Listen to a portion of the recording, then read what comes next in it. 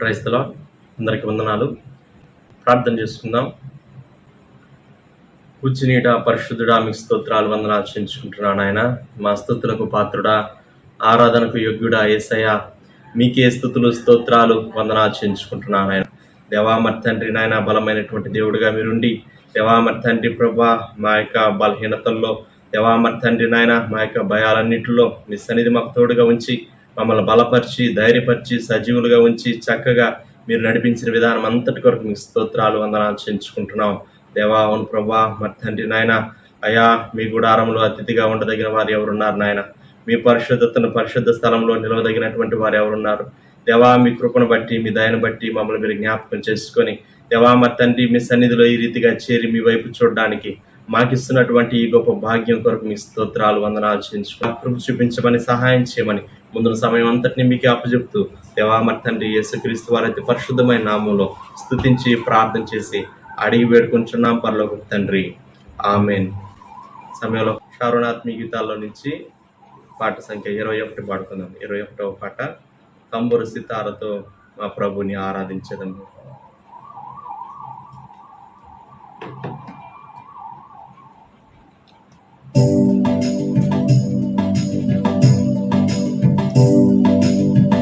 తంబుర సితారతో మా ప్రభుని ఆరాధించెదము.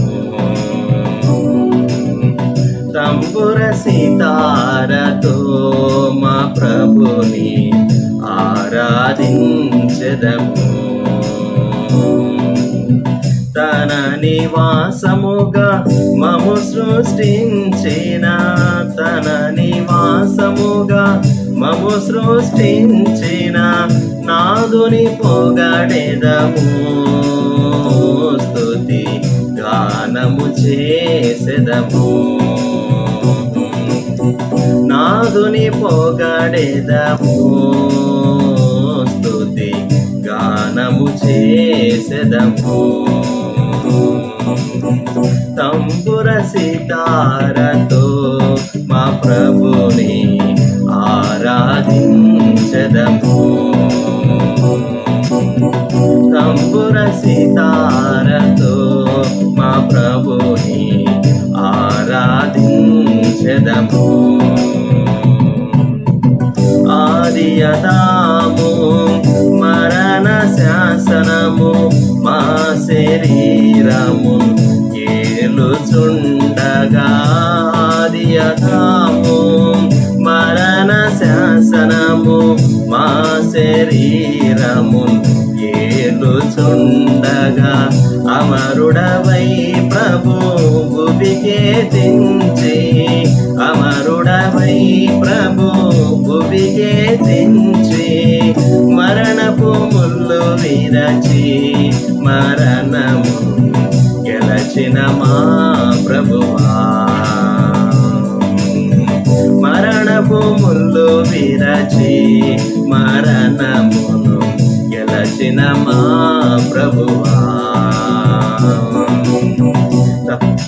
సితారతో మా ప్రభుని ఆరాధించెదము. తంబుర సితారతో మా ప్రభుని ఆరాధించెదము.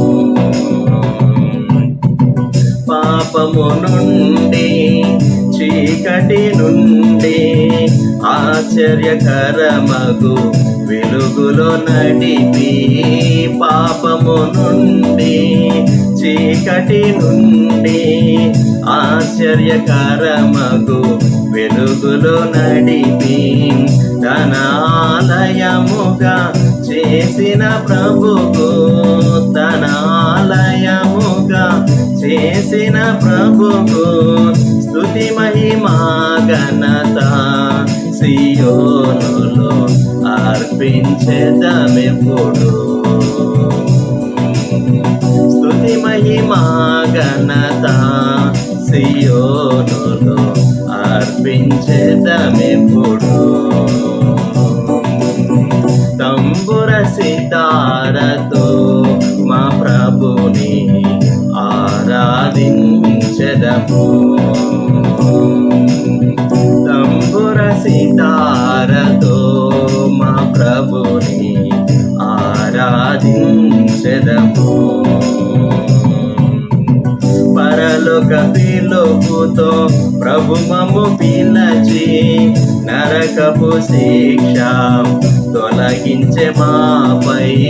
పరలోక పిలుపుతో ప్రభు మమ్ము పిలిచి నరకపు శిక్ష తొలగించే మాపై. పరిశుద్ధులలో మము చేర్చిన ప్రభు, పరిశుద్ధులలో మము చేర్చిన ప్రభు నిర్మించెను ఇలాలో గృహముగా తన ఆత్మ ద్వారా. నిర్మించెను ఇలాలో గృహముగా తన ఆత్మ ద్వారా. తంబుర సితారతో మా ప్రభుని ఆరాధించెదము.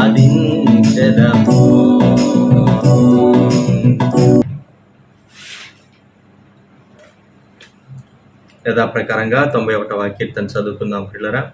మహోన్నతుని చాటున నివసించేవాడే సర్వశక్తి నీడను విశ్రమించేవాడు. ఆయనే నాకు ఆశ్రయము, నా కోట, నేను నమ్ముకున్న నా దేవుడని నేను యెహోవాని గూర్చి చెప్పుచున్నాను. వేటకాని ఊరిలో నుండి ఆయన నిన్ను విడిపించును, నాశనకరమైన తెగులు రాకుండా నిన్ను రక్షించును. ఆయన తన రెక్కలతో నిన్ను కప్పును, ఆయన రెక్కల క్రింద నీకు ఆశ్రయం కలుగును. ఆయన సత్యము కేడమును డాలునై ఉన్నది.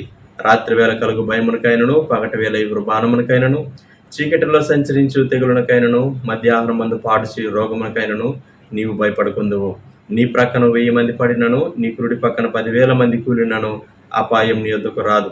నీవు కన్నులారా చూచుచుండగా భక్తిహీనులకు ప్రతిఫలం కలుగును. యెహోవా నీవే నా ఆశ్రయము అని నీవు మహోన్నతుడైన దేవుని నీకు నివాసస్థలముగా చేసుకుని ఉన్నావు. నీకు అపాయం ఏమీ రాదు, ఏ తెగులును నీ గుడారము సమీపించదు. నీ మార్గములన్నిటిలో నిన్ను కాపాడుటకు ఆయన నిన్ను గూర్చి తన దూతలకు ఆజ్ఞాపించును. నీ పాదములకు రాయి తగలకుండా వారు నిన్ను తమ చేతుల మీద ఎత్తిపట్టుకుందరు. నీవు సింహములను, నాగుపాములను త్రొక్కెదవు, కొదమ సింహములను, భుజంగములను అనగద్రొక్కెదవు. అతడు నన్ను ప్రేమించుచున్నాడు గనుక నేను అతన్ని తప్పించెదను. అతడు నా నామము ఎరిగినవాడు గనుక నేను అతన్ని ఘనపరచెదను. అతడు నాకు మొరపెట్టగా నేను అతనికి ఉత్తరం ఇచ్చేదను. శ్రమలో నేను అతనికి తోడై ఉండేదను. అతన్ని విడిపించి అతని గొప్ప చేసేదను. దీర్ఘాయు చేత అతనిని తృప్తిపరచెదను. నా రక్షణ అతనికి చూపించేదను. ఆమేన్. యోబు గ్రంథం 36వ అధ్యాయం 24వ వచనం చదువుకుందాం. Job chapter 36 and verse 24. మనుష్యులు కీర్తించిన ఆయన కార్యమును మహిమపరచుటకై నీవు జాగ్రత్త పడు. ప్రార్థన. ప్రేమగల మా ప్రభువా, పవిత్రుడు అయిన తండ్రి, మీ గొప్ప నామమును స్తుతిస్తూ ఉన్నాం. ఆన్లైన్లో మేము ఏకీభవించి మీ వాక్యమును ధ్యానిస్తూ మిమ్మలను స్తుతిస్తూ ఆరాధించే ఈ సమయం మా కొరకు దీవించి బలపరిచి మహిమను పొందుమని, ఈ మాటలను ధ్యానమును మా కొరకు ఆశీర్వదించమని యేసు ప్రభువారి నామములో వేడుచు ఉన్నాం తండ్రి. ఆమేన్.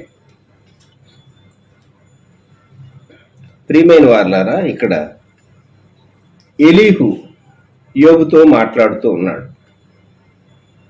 యోబు తన యొక్క బాధంతా వెళబుచ్చుకుంటూ ఉన్నప్పుడు ఎలీహు రిప్లై చెప్తూ వచ్చాడు. 32వ అధ్యాయం 1వ వచనంలో, యోబు తన దృష్టి యందు తాను నీతిమంతుడై ఉన్నాడని ఆ ముగ్గురు మనుషులు తెలుసుకొని అతనికి ప్రత్యుత్తరము చెప్పుట చాలించింది. యోబు భక్తుడు, తన జీవితంలో పాపం లేకుండా దేవుని ఎదుట యథార్థవర్తనుడుగా జీవించిన వాడు. దేవుడు శ్రమ రానిచ్చాడు. యోబు యొక్క ముగ్గురు స్నేహితుల్లో ఎలీహు పెద్దవాడు. ఎలీహు పెద్దవాడైనందువలన ఎలీహు మాట్లాడటం మొదలుపెట్టాడు. ఎలీహు మాట్లాడుతూ మనము ఆయా అధ్యాయాల్లో 34 అధ్యాయం. అప్పుడు ఎలీహు మరలా ఇలాగు చెప్పసాగాను. 35 మరియు ఎలీహు ఇలాగు ప్రత్యుత్తరం ఇచ్చాను. 36 మరియు ఎలీహు ఇంకా ఇట్లనెను. ఈ 36 అధ్యాయంలో దేవునిని గూర్చి ఎలీహు చాలా గొప్ప స్టేట్మెంట్స్ ఇచ్చాడు. 22వ వచనంలో దేవుడు శక్తిమంతుడు అన్నాడు. ఇంకొక మాట, దేవుడు ఘనత వహించిన వాడు అన్నాడు. అదే వచనంలో ఆయన బోధకుడు, అంటే బోధించేవాడు, మనకు చెప్పేవాడు. సృష్టి ద్వారా కూడా ఆయన, క్రియేషన్ ద్వారా మనకు బోధ చేసేటటువంటి వాడు. 23వ వచనంలో అంటాడు, ఆయన కొన్ని పనులు చేసినప్పుడు మనకు అర్థం కావు, మనకు కష్టం కలుగుతుంది, బాధ కలుగుతుంది. దేవుడు నాకు ఇంత కష్టం కలిగించాడు, దుర్మార్గపు కార్యం చేశాడు అని మనిషి అనుకుంటాడు. దేవుడు సృష్టించిన భూమి మీద ఉండి దేవుడు అనుగ్రహించినటువంటి వనరులన్నీ వాడుకుంటూ దేవునికి లోబడక, లేకుంటే దేవుని చిత్తాన్ని గ్రహించక జీవించేటటువంటి మనిషి అనుకుంటాడట దేవుడు దుర్మార్గపు కార్యాలు చేస్తున్నాడని. నాస్తికులు అంటూ ఉంటారు ఈ రోజుల్లో. ఏమని? దేవుడు ప్రేమ గలవాడైతే ఇంకా ఈ పాండమిక్ మనుషుల్ని ఎందుకు పీడిస్తూ ఉన్నది అంటారు. యోబు గ్రంథం 36:23 ఆయనకు మార్గము నియమించిన వాడెవడు? దేవుడు ఇలానే చేయాలి అని దేవునికి మనిషి ఆజ్ఞాపించగలడా? నీవు దుర్మార్గ పనులు చేయుచున్నావని ఆయనతో ఎవడు పలుక తెగించును? కొన్ని మనకు అర్థం కాలేదు, అర్థం కావు. దేవుడు అలౌ చేసినటువంటి కార్యాలు, దేవుడు వాటికి పర్మిషన్ ఇచ్చాడు. కొన్ని కార్యాలు జరుగుతూ ఉన్నాయి భూమి మీద, అవి మనకు బాధ కలిగిస్తూ ఉన్నాయి, నష్టాన్ని కలిగిస్తూ ఉన్నాయి. అందుకని మనిషి అనుకుంటాడు, ఇవి నాకు బాధ, కష్టం కలిగించేవి కనుక దుర్మార్గపు కార్యాలు అనుకుంటాడు. అయితే నువ్వు ఆ మాట దేవునితో అనగలవా అంటున్నాడు ఎలీహు. నీవు దుర్మార్గపు పనులు చేయుచున్నావని ఆయనతో ఎవడు పలుక తెగించును? ఎవడు పలుక తెగించును? ఎందుకంటే ఆయన ఎప్పుడు దుర్మార్గపు కార్యాలు చేయడు. అందుకే 24వ వచనంలో మనుష్యులు కీర్తించిన ఆయన కార్యమును మహిమపరచుటకై నీవు జాగ్రత్త పడు.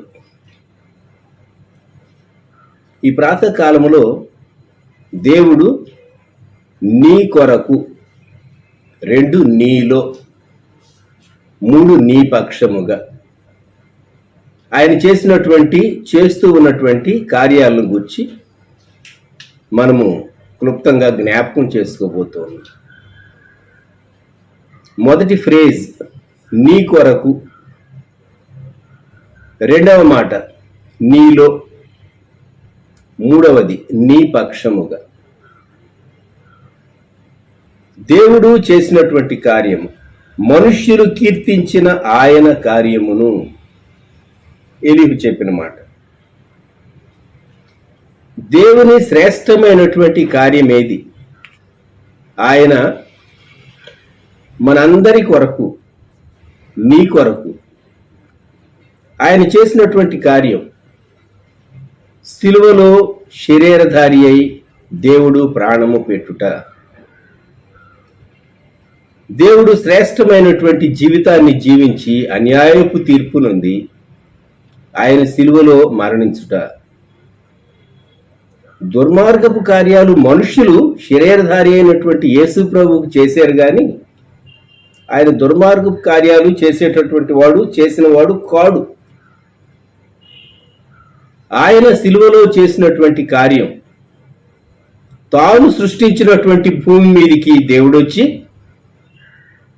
కన్యక గర్భంలోనికి వచ్చి శరీరధారిగా కుదించుకొని ఆయన ఈ లోకంలో 33.5 సంవత్సరాలు జీవించి మన కొరకు సిలువలో ఆయన ప్రాణం పెట్టినటువంటి కార్యం ఉన్నదే, అది మన కొరకు చేసినటువంటి కార్యం.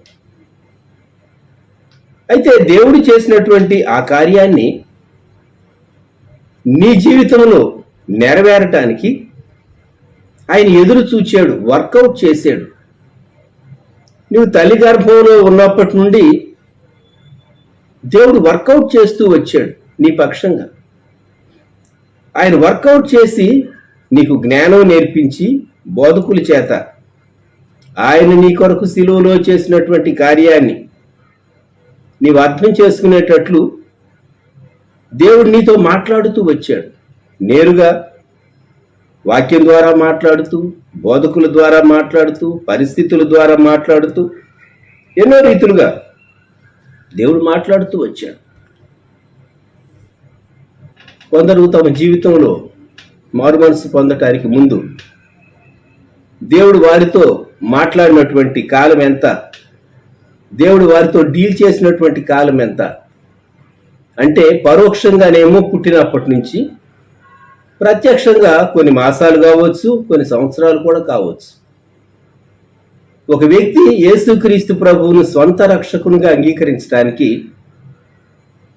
కొంతమంది ఒక్క మీటింగ్లోనే ప్రభువును అంగీకరించేటటువంటి వారు ఉంటారు, ధన్యులు. కొందరు చాలా సంవత్సరాలు తీసుకుంటారు, కొన్ని మాసాలు తీసుకుంటారు, ఏ పీరియడ్ ఆఫ్ టైం యేసు ప్రభువును అంగీకరించడానికి, ఆయనకు లోబడ్డానికి. ఆయన నీ కొరకు సిలువలో చేసిన దాన్ని నీవు ఆయన్ని అంగీకరించడానికి కొన్ని మార్లు ఆయన కార్యం, శ్రేష్టమైన కార్యం అంగీకరించడానికి ప్రభు ఎంతో సహనం నీ పక్షంగా వహించవలసి ఉంటుంది. ఎటువంటి పాపినైనా రక్షించడానికి యేసు ప్రభు వారు ఎంత సహనం వహిస్తాడో.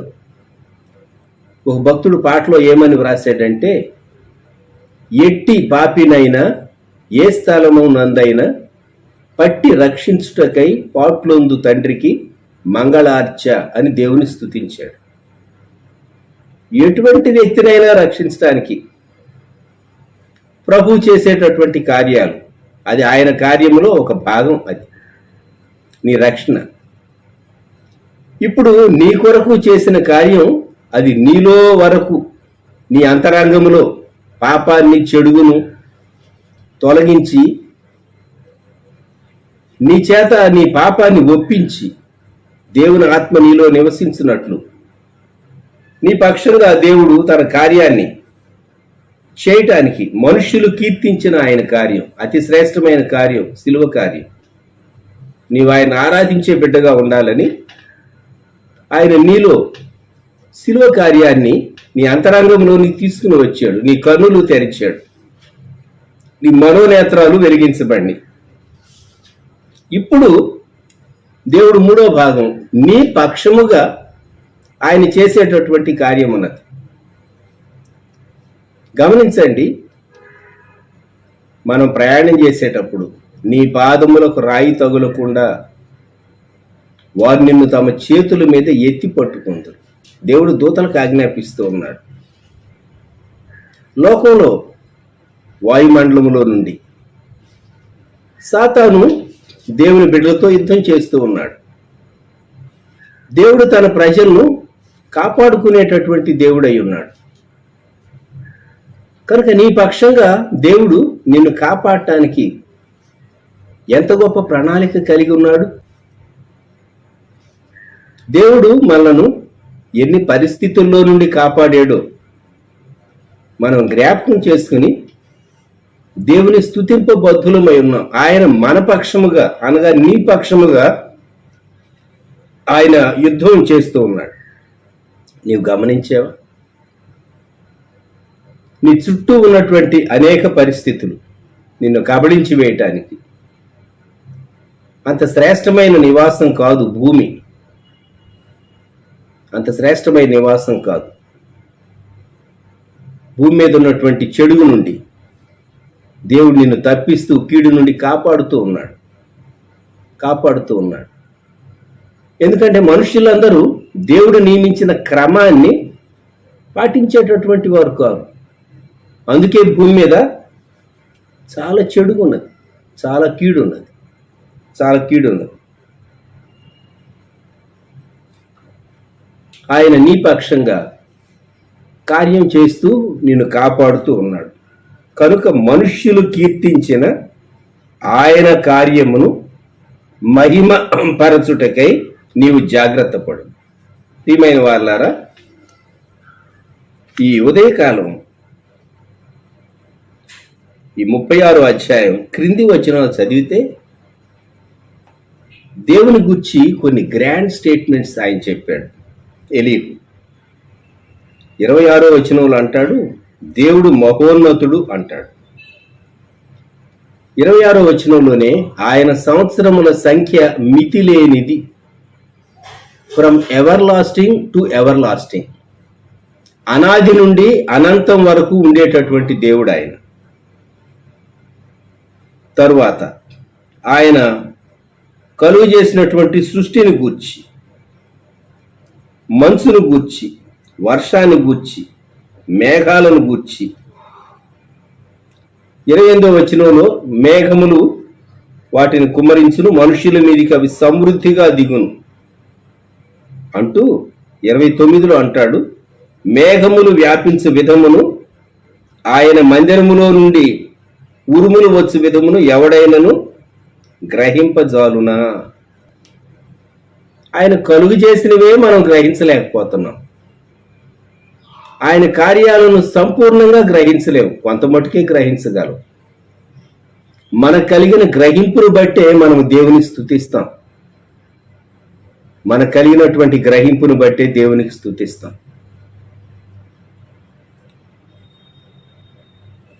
అంతేకాదు, ఆ క్రింద 30వ వచనం నుండి ఆయన తన చుట్టూ తన మెరుపును వ్యాపింపచేయును. 31 వీటి వలన ఆయన ఆయా ప్రజలకు తీర్పు తీర్చును, ఆయన ఆహారమును సమృద్ధిగా ఇచ్చువాడు. మనిషినే కాదు, ప్రకృతిలో ఉన్నటువంటి జీవరాశులను ఆయన పోషించేవాడు. 33వ వచనంలో అంటాడు, తాను వచ్చుచున్నాడని ఆయన పశువులకు తెలుపును. మనుషులకు కదండి దేవుడు చెప్పాలి, పశువులకు ఎందుకు కమ్యూనికేట్ చేయాలి? ఆయన వాటి పోషణకర్త.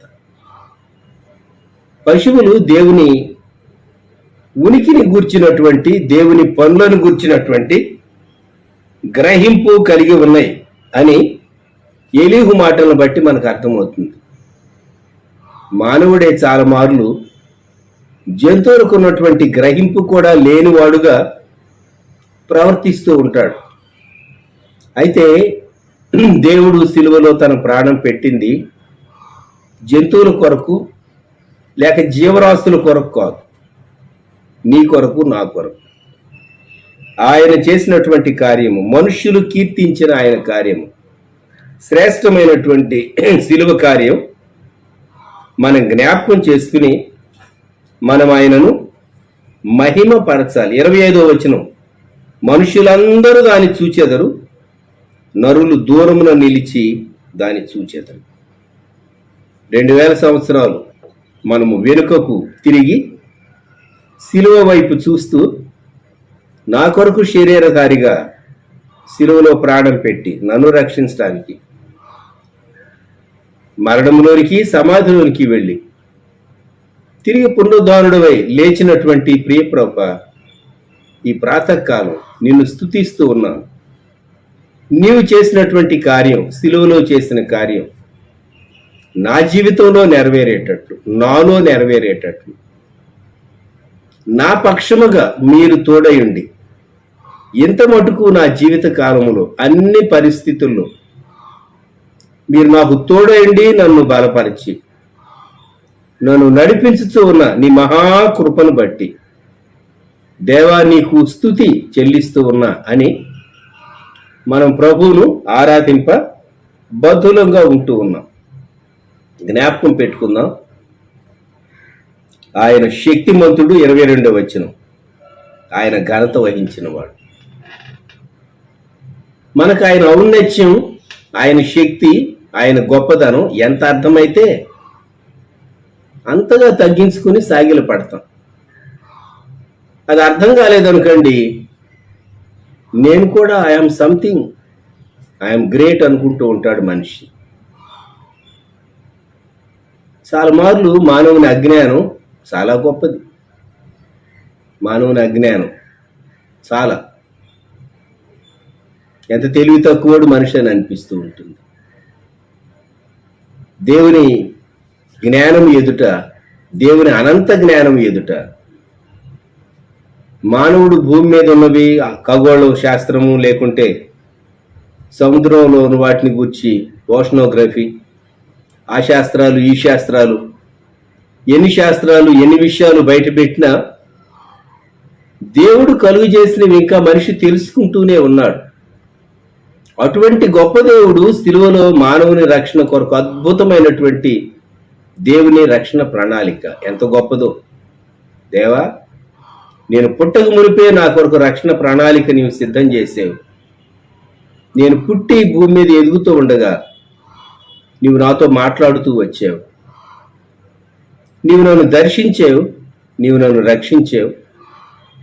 నీవు నా కొరకు చేసిన కార్యం నేను అంగీకరించేటట్లు నాలో నీ కార్యాన్ని, సిలువ కార్యాన్ని జరిగించావు. అయితే ఈ దినాల్లో నా పక్షముగా నీవు నీ కాపుదల ఇస్తూ ఉన్నావు, నీ క్షేమాన్ని ఇస్తూ ఉన్నావు, నీ కృపను ఇస్తూ ఉన్నావు, నీ ప్రేమను కనుబరుస్తూ ఉన్నావు, నీ ఉపదేశాన్ని నాకు అనుగ్రహిస్తూ ఉన్నావు. దేవా, నీవు నన్ను పోషిస్తూ ఉన్నావు, నిలవబెడుతూ బలపరుస్తూ ఉన్నావు. శరీర రీతిగా ప్రాణాన్ని అనుగ్రహిస్తూ ఉన్నావు, ఆత్మీయ రీతిగా జీవాన్ని మీరు నాకు ఇచ్చి నన్ను నిలువబెడుతూ ఉన్నావని మనం దేవుని స్తుతింపబద్దులం. ఈ 3 మాటలు దయచేసి జ్ఞాపకం చేసుకోండి. దేవుడు నీ కొరకు సిలువలో చేసిన కార్యం, దేవుడు నీ అంతరంగంలో ఆయన జరిగించినటువంటి రక్షణ కార్యం. అయితే ఈ దినాల్లో నీవు రక్షింపబడిన నాటి నుండి సహా దేవుడు నీ పక్షముగా ఆయన తోడయుండి ఆయన జరిగిస్తూ వచ్చేటటువంటి కార్యాలు, నీ పక్షముగా ఆయన తన దూతలకు ఆజ్ఞాపించి అనుగ్రహించే కాపుదల, నీ పక్షముగా ఆయన కలిగినటువంటి శ్రేష్టమైనటువంటి తలంపులన్నింటినీ గుర్తు చేసుకుని నీవు దేవునికి వందనములు, స్తుతులు చెల్లింప బద్ధుడవుగా ఉన్నావు. ఒకసారి జ్ఞాపకం పెట్టుకుందాం మనం. దేవుడు తన ప్రజల్ని ఎప్పుడు విడనాడేటటువంటి దేవుడు కాడు. ఆయన తన స్వాస్యాన్ని విడిచిపెట్టేటటువంటి దేవుడు కాదు. ఇశ్రాయేలీల చరిత్రలో క్రీస్తు శకం 70లో చెదరగొట్టబడినటువంటి ఇశ్రాయేలీలు ప్రపంచంలోని ఆయా ఖండాలకు, దేశాలకు చెదరిపోయినటువంటి వారు దేవుని వాగ్దానం చొప్పున సమకూర్చబడి 1948లో ఇజ్రాయెల్ దేశంగా ఏర్పడిన తరువాత వారు ఎదుర్కొన్నటువంటి పరిస్థితులు, ఇశ్రాయేలీల చరిత్ర 1948 నుండి మనము స్టడీ చేయగలిగితే మనకు ఆశ్చర్యం కలుగుతుంది. దేవుడు తన ప్రజలను శిక్షించాడు కానీ ఆయన వారిని పూర్తిగా నిర్మూలన చేయలేదు. ఇటీవల వారికి కీడు కలిగించడానికి ఇరాన్ అనేటటువంటి దేశం చేసేటటువంటి ప్రయత్నాలు, పరోక్షంగా చేసేటటువంటి ప్రయత్నాలు, వాటిపైన పరోక్షంగానే ఇశ్రాయేలీలు చేసేటటువంటి దాడిని గూర్చి మీడియాలో చదువుతూ ఉంటే ఎంత ఆశ్చర్యం కలుగుతుందో, ఎంత ఆశ్చర్యం కలుగుతూ ఉన్నదో. లేజర్ గైడెడ్ రోబోట్ వారు గాజా సరిహద్దుల్లో అటువంటి రోబోట్ల ద్వారా వారు రక్షణ వ్యవస్థను బలోపేతం చేస్తూ ఉన్నారు అనేటటువంటి వార్తలు చదివినప్పుడు ప్రపంచంలో ఏ దేశానికి లేనటువంటి టెక్నాలజీ ఆ చిన్న దేశం ఇజ్రాయెల్కు దేవుడు ఇచ్చాడు, వారి పక్షముగా దేవుడు ఉన్నాడు అనే చదివినప్పుడు ఎంత ఆశ్చర్యం కలుగుతుందో. ప్రియమైన వారలారా, ఈ ఉదయకాలం దేవుడు నీ పక్షముగా నిన్ను కాపాడుటకు ఆయన శ్రద్ధ కలిగి ఉన్నాడు. దయచేసి జ్ఞాపకం ఉంచుకో. నీ కొరకు సిలువలో చేసిన కార్యం, నీలో చేసిన కార్యం, నీ పక్షంగా ఆయన చేస్తూ ఉన్నటువంటి కార్యం, మనుష్యులు కీర్తించిన ఆయన కార్యమును మహిమ పరచుటకై నీవు జాగ్రత్త పడుము. మనుషులందరూ దాన్ని చూచెదరు, నరులు దూరమున నిలిచి దాన్ని చూచెదరు. సిలువను మనుషులు లోకమంతా చూస్తూ ఉన్నారు. అయితే దేవుడు జరిగించినటువంటి ఆయన కార్యం, రక్షణ కార్యం నీ జీవితంలో నెరవేరింది కనుక నిన్ను లోకం చూస్తూ ఉన్నారు. దేవుని స్తుతిస్తావా? ఈ ప్రాతః కాలంలో దయచేసి తలలు వంచండి. ప్రేమగల మా ప్రభువా, పరిశుద్ధ తండ్రి, ఈ ప్రాతకాల సమయం మిమ్మల్ని ఆరాధించి స్తుతిస్తూ ఉన్నాం. మీ శ్రేష్టమైనటువంటి శిలువ కార్యాన్ని, మానవుల రక్షణ కొరకు అనాదిలోనే మీరు సంకల్పించినటువంటి మీ కార్యాన్ని గుర్తు చేసుకుని మీకు వందనములు, స్తోత్రములు చెల్లిస్తున్నాం. దానిని మా జీవితంలో నెరవేర్చిన దేవుడు, అంధకారంలో, పాపములో, చీకట్లో, మూర్ఖత్వంలో, అజ్ఞానంలో ఉన్నప్పుడు మమ్మల్ని దర్శించిన దేవుడో, వెలిగించిన దేవుడో, రక్షించినటువంటి దేవుడు, మిమ్మల్ని ఆరాధించే మీ ప్రజలంగా మేము మీరు చేసినటువంటి కార్యాన్ని చూచి మేము కీర్తిస్తూ ఉన్నాం, నిన్ను మహింపరుస్తూ ఉన్నాం. అయితే నీవు మా పక్షముగా నీ కార్యాన్ని కొనసాగిస్తూ మమ్మల్ని కాపాడుతూ ఉన్నావు. మహాజ్ఞానివి దేవా, మీకు వందనములు, స్తుతులు చెల్లిస్తున్నాం. ఈ ప్రాతకాల సమయం సాగిలపడి మేము పూర్ణ ఆత్మతో, పూర్ణ శక్తితో, పూర్ణ విధేయతతో మీ పాదములు ఎదుట మా హృదయపూర్వక స్తుతి ఆరాధన యేసుక్రీస్తు ప్రభువారి నామములో సమర్పించుచు ఉన్నాము తండ్రి. ఆమేన్. చేసుకుంటాం. గొప్ప దేవ, సర్వశక్తిమంతుడా యేసయ్యా, మీ స్తోత్రాలు, వందనాలు చేయించుకుంటున్నాను ఆయన. దేవా, మీరు మాకు ఇచ్చినటువంటి దేవా ఆత్మ సందేశం, దైవ సందేశం, వాక్య సందేశం అంతటి కొరకు మీ స్తోత్రాలు, వందనాలు చేయించుకుంటున్నాం. ఆయన చేయమని ప్రార్థన చేస్తున్నాం. ఉన్న వాక్కు మా అందరి హృదయాల్లో మీరు నీరు కట్టి ఫలింపజేయమని ప్రార్థన చేస్తున్నాం. ఇంకొన మీ బిడ్డల ప్రభా, ఎందరైతే అనారోగ్య పరిస్థితుల్లో ఉన్నారో వారందరినీ కూడా ముట్టండి, స్వస్థపరచండి, బాగు చేయమని ప్రార్థన చేస్తున్నాం. ఈ కుటుంబంలో ఎక్కడుందో సమస్తాన్ని ఎరిగినటువంటి దేవుడవు, మేము వర్ధిల్లడానికి, చక్కగా ముందుకు సాగిపోవడానికి దేవామర్తండి మీ విశేషమైనటువంటి శక్తి, బలంతో మమ్మల్ని అందరూ కూడా నింపి దీవించమని సమస్త ఘనత, మహిమ, ప్రభావం మీకే ఆరోపించుకుంటూ యేసుక్రీస్తు వారైతే పరిశుద్ధమైన నామంలో స్తుతించి ప్రార్థన చేసి అడిగి వేడుకుంటున్నాం పరలోకపు తండ్రి. ఆమెన్. మన తండ్రి అయిన దేవుని యొక్క ప్రేమ, కుమారుడైన యేసుక్రీస్తు యొక్క కృప, పరిశుద్ధాత్మ యొక్క అన్యోన్య సహవాసం, ఆశీర్వాదము, దీవెన సదాకాలం మనందరికీ తోడైనను గాక. Amen. Amen. Praise the Lord. అందరికీ వందనాలు.